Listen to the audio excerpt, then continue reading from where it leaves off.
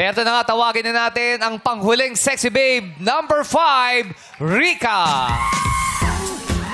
Ayan. Hey, Rika! Ayan. Siya ang Last na matagal siya.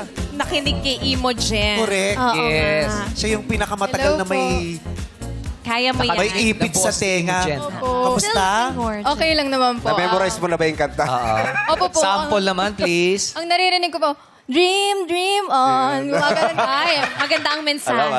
Opo. Oh, diba? Hanggang pag uwi mo, tingnan mo, bit-bit mo yan. Dahil diretso sa tenga eh. Okay.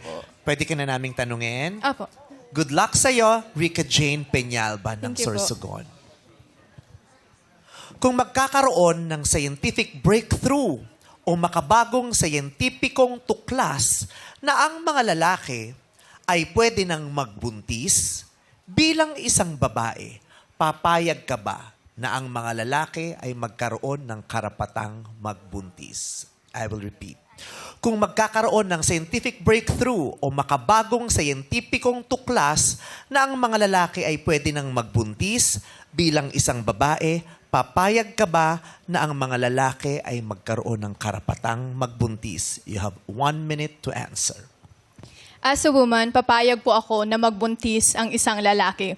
We are open for inclusivity and diversity. And I believe kung papayagan din po natin silang magbuntis, mayroon po tayong equality and equity within the country. I believe that with that, pag pinayagan po natin sila, mararanasan nila kung paano mag-alaga ng bata, kung paano nila ibibigay ang tunay na pagmamahal. Kasi sabihin man po natin sa hindi, mararamdaman po ng isang tao na magaling siyang magmahal, na maibibigay niya ang pagmamahal niya pag siya ay isang magulang.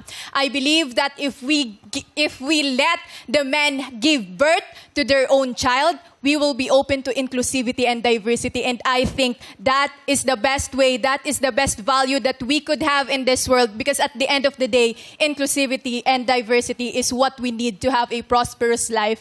And I believe it is what it is. Thank you. Thank you very much. Inclusivity and diversity is all it takes for a prosperous New Year. Prosperous New Year. Thank you very much. Thank you.